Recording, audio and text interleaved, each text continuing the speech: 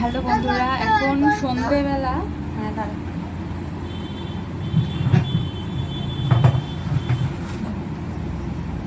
কটা ভালো করে দাও। এখন বাজে প্রায় 7:30 বোধ হয়, আমি দেখে বলছি। বাবা 8টা বেজে গেছে। তো এখন একটু রেডি হয়ে বেরোচ্ছি, আমি, ছেলে, বাবা আর শাশুড়ি মা।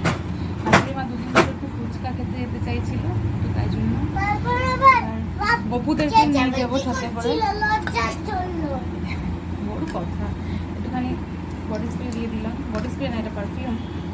অ্যাকচুয়ালি এত ঘেমে যাই না আমি, প্রচণ্ড গা থেকে ঘামের গন্ধ বেরোয়, নিজেরই কেমন একটা অস্বস্তি। চলো যাই দেখি। এই এবার আমরা বেরোচ্ছি, এবার জুতো পরে নেব। ঠাম্মি আর ওনার নাতির জুতো পরা হয়ে গেছে। ওকে তো এখন পরিয়ে দিতে হয় না, নিজেই পরে কিটোটা। আমিও আমার কিটোটা পরে নিলাম। কিটো পরে যে কমফোর্ট পাওয়া যায় না, অন্য কোনো জুতো পরে আমি দেখেছি কোনো কমফোর্ট পাওয়া যায় না। আমার একটা এমনি ওই ইয়েও আছে, স্নিকার টাইপেরও আছে, যেটা বাঁধা জুতো। তো ওটা পরে না সবসময় যাওয়া যায় না, খোলোরে পররে মোজা পররে। তো যাই হোক, এটা পরে নিয়ে আমরা এবার রওনা দিচ্ছি। ওর বাবার সঙ্গে ও যাবে বাইকে, আমি আর ওর আম্মা যাব অটোতে। ওর বাবা অটো আনতে গেছে। বাস স্ট্যান্ড থেকে অটোকে 2টো সিট রিজার্ভ করে এই অবধি আসতে বলবে, ব্যাস। তারপরে আমরা উঠে পড়ে চলে যাব হলো ঢাকুরিয়া। এসে গেছে অটো, এবার অটোতে একটু উঠে পড়ি। সিট ছিল না তো পেছনের একজন সামনে চলে এলেন, মানে সামনের 2টো সিট আর কি ছিল। পেছনের জন সামনে চলে এলেন, শাশুড়ি মা পেছনে বসলেন আর আমি ওই পাশে গিয়ে বসলাম। এবার অটোয় উঠে কিছুই আমি দেখতে পাচ্ছিলাম না। প্রথমে তো ডান দিকে বসেছিলাম, একটু ফাঁকা হওয়ার পরে তারপরে এই পেছনের সিটে এসে বসেছি। এই অটোতে নেমে গেলাম। এই যে বাদিকে যে ব্রিজটা দেখছি, এটা হলো ঢাকুরিয়ার ব্রিজ, যেটা ঢাকুরিয়া থেকে গড়িয়াহাটের দিকে যাচ্ছে, সেই ব্রিজটা। এর তলা দিয়ে ঘুরে 37 বাস স্ট্যান্ডের সামনে দিয়ে আমরা যাব। 37 বাস স্ট্যান্ডটা দেখে আমার মনে পড়ে যায় নিওয়ালিপুরে যখন আমরা থাকতাম, ওটাতে করেই আমরা হাওড়া যেতাম, তারপরে আমি আমার বাবা মার বাড়িতে যেতাম। আর এই বাসে করেই আমার হাজব্যান্ড নিওয়ালিপুর থেকে ওর স্কুলে যাতায়াত করতো, যোধপুর বয়সে। তো এখানে যেতে যেতে দেখলাম কতগুলো রাধাচূড়া ফুলও পড়ে আছে, একটু তুলে নিলাম ভিডিওতে। এই যে আমি আর শাশুড়ি মা যাচ্ছি। শাশুড়ি মা আবার আমায় জিজ্ঞাসা করছে, কী করছিস রে, কাকে পাঠাচ্ছিস? বললাম না না, ব্লগ করছি। এই এসে গেছি আমরা একদম দক্ষিণাপনের মেন গেটের সামনে, ফুচকা কাকুর ওখানে। তারপরে এবার আমরা এখানে কি কি খাই চলো এক এক করে দেখাচ্ছি। তো ফুচকাওয়ালার ওখানে এত ভিড়, আমরা ভাবলাম একটু ভেতর দিয়ে ঘুরেই আসি বরঞ্চ। ওর বাবা আর ছেলে দুজনেই একটু আগেই এসে পৌঁছেছিল, অটোর আগে। তো ওরা ওখানে ওই 2.5 টাকার একটা পকোড়া পাওয়া যায়, যেখানে অটোটা নামালো। ওই পকোড়াওয়ালা কাকুর কাছে পকোড়া নিয়ে, কাকু না সরি কাকিমার কাছ থেকে পকোড়া নিয়ে এসেছে। এই যে মধুসূদন মঞ্চ, দক্ষিণাপনের এই জায়গাটায় এর আগে আমি হাতে গুনে কয়েকবার এসেছি। আর হাজব্যান্ড তো বলতো স্কুল থেকে হামেশাই আসতো, এখানে গল্প করতো। এখানে একটা মন্দির আছে খুব সুন্দর, ভেতরে অনেক ঠাকুর আছে, কিন্তু দুর্ভাগ্যবশত তখন বন্ধ হয়ে গেছিলো, অনেকটাই রাত হয়ে গেছিলো যেহেতু। এবার ওকে বললাম যে একটুখানি পকোড়ার সাইজগুলো দেখিয়ে দাও। 2.5 টাকা করে ছিল এই পকোড়াগুলো কদিন আগে অবধিও, এখন নাকি চিকেনের দাম বেড়ে গেছে বলে 3 টাকা হয়ে গেছে। এই যে বললাম যে একটু বলো কেমন খেতে। সত্যি কথা বলতে আগের সেই টেস্টটা আর নেই, আগেও খেয়েছি সেই টেস্টটা আর নেই। একটা ব্যাপার ছিল যখন 2.5 টাকা দাম ছিল। এইখানে দেখো কি সুন্দর সুন্দর গাছ। এই গাছটা আমাদের বাড়িতে আছে ছাদে, মানে এই ভ্যারিয়েশনটা না, এর পাশে যেগুলো আছে সেটা। তো এইটা দেখতে এত সুন্দর লাগছিল সত্যি। যারা এখানে গাছগুলো সেট করেছে বা যারা মেনটেন করেন, যারা সত্যি খুব ভালোভাবে মেনটেন করেছে। কত ফুল এসেছে, কি সুন্দর লাগছে দেখতে, দারুণ লাগছে। এগুলো দেখতে দেখতে একটু এগিয়ে গেলাম। শাশুড়ি মা আবার কোন ধোসার দোকান আছে ভেতরে, উনি আগে আসতেন, তো সেইখানে সেটা খুঁজতে উনি বেরোলেন, ওদিকে চলে গেছেন। আমরাও যাচ্ছি ওই দিকেই। সিঁড়িগুলো কি সুন্দর কালারফুল, আমার খুব ভালো লেগেছে। ওই যে উনি আসছেন, বললেন যে হ্যাঁ ওখানে ধোসার দোকানটা নাকি আছে। তো আমরা, উনি এবার মানে কোথাও হারিয়ে ফারিয়ে গেল নাকি সেই দেখতে এদিকে চলে এলাম। ফোন টোন নেই তো ওনার কাছে, ওনাকে বললাম যে একটু খেয়ে বলো কেমন খেতে।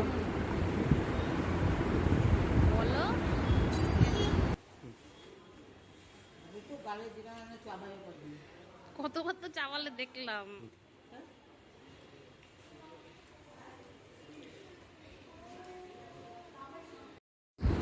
পকোড়া খাওয়াতে খাওয়াতে এবার আমরা এদিকে চলে আসছিলাম আমাদের মেন অ্যাট্রাকশন, যেটা হলো দক্ষিণাপনের ফুচকা। আমি আর শাশুড়ি মা মেনলি টক ফুচকাটাই খাবো, আর ওর বাবা খাবে মিষ্টি ফুচকা। ও আবার টক ফুচকা খায় না, ছেলেটাকে শুকনো ফুচকা দিয়ে দিয়েছে। আর এই যে 6টা মিষ্টি ফুচকা ছিল, কেমন বলো, কেমন? 40 টাকা। হুম, খেতে কিন্তু দারুণ ছিল সত্যি। মিষ্টি ফুচকাটা দেখাও খুব কেমন, সুন্দর ছিল খেতে। ভালো। আমি একটা খেয়ে দেখলাম যে কেমন লাগে।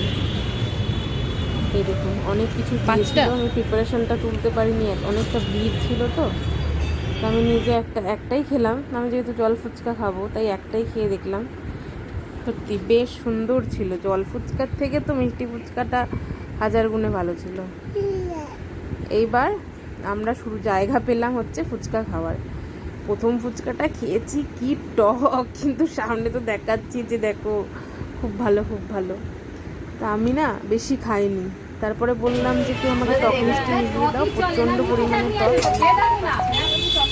তো টক মিষ্টিটা মিলিয়ে দিয়েছে, তারপরে একটু অ্যাডজাস্ট হয়েছে, কিন্তু তবুও আমি 20 টাকারই খেয়েছি, 20 টাকায় 4টে। এরপরে আবার হাজব্যান্ড নিয়েছিল আলুর দম। আমার ছেলেটা আবার শুকনো ফুচকাটা ওর বাবা ওকে চাটনিটা দিয়েছিল, চাটনিটা দেওয়ার পরে ওর ভাল লেগেছিল বলে তাই জন্য ওর বাবা ওকে আবার ওই চাটনি আর ঝুড়ি ভাজা দিয়ে 3টে ফুচকা দিলাম, যে তুই তাহলে এটাই খা। কেমন লেগেছিল বল তোর ফুচকাটা খেতে? ভালো ভালো, অনেক ভালো, আরো খেতে ইচ্ছা হচ্ছিল আমার, খুব ভালো। ওর সত্যি খুব ভালো লেগেছে ওর, কারণ মিষ্টি চাটনিটা খুব সুন্দর ছিল। যেহেতু আলু আর জল তো দূরের কথা খায় না, তো ওই জন্য ওর খুবই ভালো লেগেছিল। তো মাঝে মাঝেই আবার এই সপ্তাহটাতেও বলেছিল যে যাবে নাকি, চলো মিষ্টি ফুচকাটা খেতে ইচ্ছা করছে। তো শাশুড়ি মা আরও বোধহয় 20 টাকার খেয়েছিলেন। শাশুড়ি মা বললাম না ফুচকা খেতে ইচ্ছা করছিল। এরপরে ওর বাবা নিয়ে নিয়েছিল একটু আলুর দম, ওটাও 40 টাকা দাম। 40টা আলুর দমটা ভালো না, মানে ওই আর কি। আমি তো খাইনি, এক পিসও খাইনি, একটুখানি গ্রেভিটা একটু দেখেছিলাম, গ্রেভিটা একটু টেস্ট করে দেখেছিলাম। আলুটা খেতেই ইচ্ছা করছিল না আমার, একদমই মানে টেস্ট বাড চাইছিলই না দিতে মুখে। এইরকম আলুর দমটা ওই আর কি, শুকনো শুকনো আলুর দম খাবে, যদি কারোর খিদে পায় এটা খেয়ে নিলে পেটটা ভরে যাবে। এরপরে আমাদের শুরু হলো আবার আইসক্রিম খাওয়া। প্রথমে গেলাম এই কর্নেটোটা নিলাম, কর্নেটো খেতে ইচ্ছা করছিল।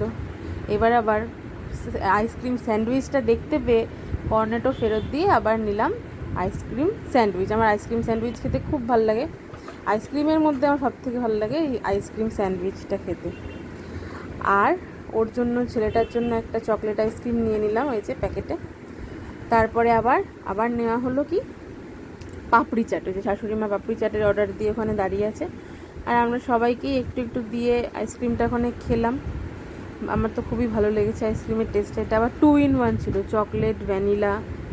তাই জন্য এবার শাশুড়ি মা খায়নি যদিও, উনি ফুচকা খেয়ে বললো না আমি আর খাবো না। আমার খুবই আর কি ইচ্ছা করছিলো একটু আইসক্রিম খেতে, তো ভাবলাম যে ঠিক আছে খেয়ে নিই। ওই যে আমি জিজ্ঞাসাও করেছিলাম, বললো না না খাবো না। আর হাজব্যান্ড পরে আবার একটা ম্যাঙ্গো আইসক্রিম নিয়েছিল, ওটার নামটা আমি ভুলে গেছি, ভেতরটা সাদা আর গায়ে ম্যাঙ্গোর কভার, ওটাও ভালোই ছিল খেতে, খারাপ না। এই যে আমি খাবো কি, মাঝখান দিয়ে ও খালি দাও মা দাও, ও মা দাও, ওর জন্য নিয়েছি বললাম, তাও বলে দাও দাও মা দাও। আমি বলি ঠান্ডা লেগে যাবে, আর খাস না খাস না। কে শোনে কার কথা, বুঝে আসছে দাঁড়িয়ে দাঁড়িয়ে। এই যে পাপড়ি চাটটাও খেতে ভালো ছিল, কিন্তু আমি ওই উপরে নারকেল আর বাদামগুলোই খুঁটে খুঁটে খেয়েছি। একটা পাপড়ি খেয়েছিলাম, ছেলেটাকেও একটুখানি দিয়েছিলাম। ব্যাস এই হলো আমাদের খাওয়া দাওয়ার পুরো একদম ব্যবস্থা। এবার আমরা ফেরার পথ ধরলাম। ওই যে বাবা ছেলে আগে আগে হেঁটে হেঁটে যাচ্ছে, আর আমি আর শাশুড়ি মা এই যে পেছনে পেছনে যাচ্ছি। আর আইসক্রিম যেটা নিয়েছিলাম সেটার বাবার হাতে ছিল। এই আবার অটোতে অনেকক্ষণ দাঁড়িয়ে দাঁড়িয়ে দাঁড়িয়ে দাঁড়িয়ে অটো এলো, তারপরে আমরা অটোতে উঠে পড়লাম। তো ভাবলাম যে রেল লাইনের ওখানটা একটুখানি ভিডিও করা হয়নি, তো ওখানটা একটুখানি করি। যাওয়ার সময়ও আমরা রেলগেট মানে পাইনি, বন্ধ পাইনি, ফেরার সময়ও বন্ধ পাইনি। এদিকে ঢাকুরিয়া স্টেশন আর ওইদিকে বালিগঞ্জ। এবার জাস্ট বাড়ি চলে যাব। বন্ধুরা এখন বাজে 11টা, আমরা 10টা নাগাদ বাড়ি ফিরেছি। তো হাত মুখটা ধুয়ে যেহেতু লিপস্টিকটা না ওঠেনি, লিপস্টিকটা খুব ভালো লিপস্টিক, মানে ফেস ওয়াশ দিয়েছি তাও লিপস্টিকটা আর কি ওঠেনি, সমস্ত ফেস ক্লিন হয়ে গেছে। এটাকে এবার আমি কীভাবে রিমুভ করব সেটা আপনাদের সাথে শেয়ার করবো। যতই মানে ভালো প্রোডাক্ট হোক না কেন, একটা জিনিস দিলে একদম তাড়াতাড়ি উঠে যায়, সব সময় দেখি। এখন বানাচ্ছি হচ্ছে শ্বশুরমশাইয়ের জন্য একটু চা, আমরা তো চা খাবো না, তবুও মানে আমি খাবো একটু। শ্বশুরমশাইকে একটু দুধ চা করে দিতেই হবে, নাহলে ওনার হবে না। আর দেবো ওনাকে তড়কা, গরম করে একটু তড়কা, একটা রুটি দিয়ে দেবো। এখন উনি ভাত খাবেও না, ওয়েট দেখাচ্ছে। এই তড়কাটাকে গরম করছি, যেটা সকালবেলা আমি খেলাম, এটাকে একটুখানি জল দিয়ে গরম করলাম। এখানে তখন দুধ গরম করতে গিয়ে ছেলেকে খাবার দিয়েছিলাম সন্ধ্যেবেলায়, দুধটা পড়ে গিয়ে কি অবস্থা হয়েছে। এটাকে একটু পরিষ্কার করবো, দেখি নিচের অবস্থাটা দেখি। নিচে হ্যাঁ অল্প পড়েছে। যাই হোক, এখানে এটা হয়ে গেছে, গরম হয়ে গেছে। এবার রুটিটা গরম করে নিই, আমি মোবাইলটাকে সেট করে নিই। ছেলে বললো কিছু খাবে না, কিন্তু এখন বললো দাদুকে একটু মুড়ি দাও, আমি দাদুর থেকে মুড়ি খাবো। আমার মুড়ি খাওয়া অভ্যাস হয়ে গেছে, নেশা হয়ে গেছে, নেশা। মুড়ি খাওয়া নাকি ওর নেশা হয়ে গেছে। অবশ্য ছোটোবেলা থেকেই ও মুড়ি খেতে খুব ভালোবাসে। 1.5খানা রুটি আছে যে, সেটা এটাই দিয়ে দিই, এটা আপাতত খা। রুটি বানাবো আমি, আটা মাখা রয়েছে, এটা একটু গরম করে নিই। ওটা কি মানে কামড়ে খায়নি, ছিঁড়েই দিয়েছে, সেটারই অর্ধেক রয়েছে। ভাববেন না আবার কেউ যে আমার ছিঁড়া খাওয়াটা দিচ্ছে। শ্বশুরমশাই তেলে ভাজা রুটি খেতে খুব পছন্দ করে, তো তার জন্যই দিচ্ছি, না হলে এখন রুটি দিতাম না, মুড়ি দিতাম। দিয়ে গরম হয়ে গেছে, একটু চা পাতাটা দিয়ে দিই। রুটিটা গরম হয়ে গেছে, জলও ফুটে গেছে। শ্বশুরমশাই তো জানেন যে চিনি খায়, আর আমরা তো খাই না, আমরা সবাই লিকার চাই, একদমই চিনি খাই না। তো আমি একটু লিকারটা নিয়ে তারপরে ওনার জন্য আবার দুধ চা বানিয়ে দেবো। আজকে ওই আম দুধ খেয়েছিলাম না, তখন ওই দুধের প্যাকেটটা এনেছিল শ্বশুরমশাই ঠাকুরকে দিয়ে, তারপরে ঘরে নিয়ে আসবো। সেই দুধটাই জাল দিতে গিয়ে তখন ওর খাবারটা বানাচ্ছিলাম ওদিকে, দিয়ে চকলেট সস দিয়ে পাউরুটি দিয়ে ওটা বানাচ্ছিলাম, তখন বানাতে গিয়ে দুধটা পড়ে গেছে। তো এবার পরিষ্কার করে ফেলি, তখন গরম ছিল, প্লাস আমরা বেরোলাম, তাই জন্য আর হয়ে উঠলো না। তো এখন এটাকে পরিষ্কার করবো। আবার দুধের বাড়িতে দেখাচ্ছি কি অবস্থা হয়ে গেছে। আগের দিন শাশুড়ি মা জাল দিয়েছিল দুধ, তখন একবার পরে এরকম অবস্থা হয়েছিল। এবারে আমি ভাবছি যে এটাকে একটু মুছে মুছে রাখি, নাহলে না আমার এরকম আমার ভালো লাগে না যে এইভাবেই রাখা। যাই হোক, এখন এটা করি। তরকাটাও হয়ে গেছে গরম। তো বাবাকে আবার এই তরকাটাকে আমাকে দিতে হবে পেঁয়াজ লঙ্কা দিয়ে ভালো করে ঝাল ঝাল করে, আবার একটুখানি ফ্রাই করে দিতে হবে। তো ওটা দেবো, আর আমাদের জন্য রুটি বানাবো, এটা করে ব্যাস হয়ে যাবে। আর ছেলেকে দেখি দুটো মুড়ি দিই, শ্বশুরমশাই মুড়ি নিয়ে এসছেন, 1 মিনিট দেখাচ্ছি। শ্বশুরমশাই যেখানে কাজে যান অফিসে বেহালায়, ওখান থেকে এরকম মুড়ি নিয়ে আসেন। এটা কতটা ওজন হবে আমি ঠিক জানি না, এটা কোনো আইডিয়া নেই আমার। 1 কিলোটা নাই মনে হয়, 500 মুড়ি বোধ হয়। ওই ছোটো প্যাকেটগুলো কত করে হয়, 10 টাকাগুলো ভুলে গেছিল, কত গ্রাম আমি জানি না, 500ই হবে। এটা 1 কিলো না, 1 কিলো না। যাই হোক, এটা নিয়ে আসেন। এবার এটা আমাদের মুড়ি গোটো ধরে না, অর্ধেক মুড়ি রেখে দিতে হয়, যার ফলে বাকি মুড়িটা নেতিয়ে যায়। সেটাকে আবার গরম করে মচমচে করে, কালকে করেছিলাম ওটা। আর এই যে তার আগে একদিন আপনাদের সাথে শেয়ার করেছিলাম। এবার এটাকে আমি রেখে দিয়ে এবার সবাইকে খাবার দাবার ডিস্ট্রিবিউট করে আবার যাই না, রাত্রিরের খাবার খেতে খেতে সেই 12টা বেজে যাবে। এবার যাই না আর কি খাবে, বললাম তো হাজবেন্ড এটা খাবে, আর ছেলে খাবে না, আর মুড়ি খাবে, শুধু দুটো বললো, আর কিছু খাবে না। তো আজকের মতো ভিডিওটা এখানেই শেষ করছি। আপনারা সবাই খুব খুব খুব ভালো থাকবেন, সবার নিজেদের খেয়াল রাখবেন। আর আমার ভিডিওটা ভালো লাগলে অবশ্যই একটা লাইক করে দেবেন, একটা কমেন্ট করে দেবেন, আর সাবস্ক্রাইব করবেন আমার চ্যানেল ঠাকুরঘর। বাই।